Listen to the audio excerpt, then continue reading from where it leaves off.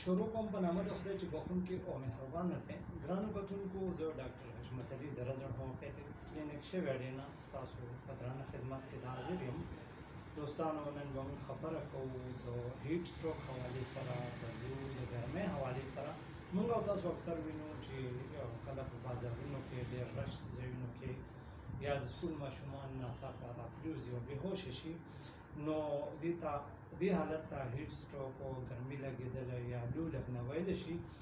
ویورز، هسې که په تفصیلي بحث په دې هیټ سټروک باندې کوو نو دا ډېر زیات ټایم اخلي، خو چونکې موږ کوشش کوو چې موږ خپله ویډیو مختصره وساتو، نو دې کې به زه تاسو ته مختلف هومیوپیتیک میډیسن ښیم د هیټ سټروک حوالې سره.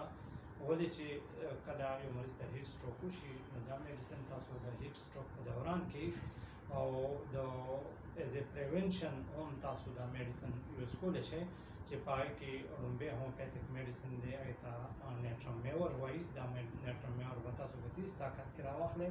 دې سره یو بل میډیسن دی، هغې ته بیلاډونا وایي. دا بیلاډونا به هم تاسو په 30 طاقت کې راواخلئ. او دریم چې زموږ کوم میډیسن دی هغې ته ګلوناین وایي. دا ګلوناین به هم تاسو په 30 طاقت کې راواخلئ. دا ټول میډیسن به په یو ډرپر کې مکس کړئ او د دې 20 قطرې سهار غرمه ماښام به تاسو د ګرمۍ نه د بچ کېدو دپاره ایز ا پریونټیو میډیسن تاسو په مړه باندې لږ شان اوبو کې دا استعمالولی شئ.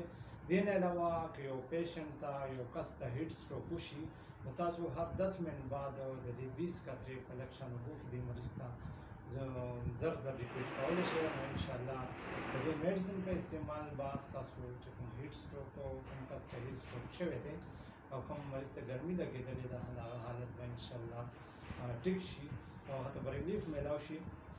ویورز، که ویډیو ستاسو خوښه شوې وي نو ویډیو تاسو خپل فرینډ سره شیر کولی شي، ډېر خلک د دې نه فایده واخلي. ګرانو کتونکو، د خپل صحت خیال ساتئ. انشاءالله حاضرېږم بعد یوې ویډیو سره، د یو ټاپک سره ستاسو په خدمت کې. د هغې وخته پورې اجازت غواړم. د لوی الله په امان.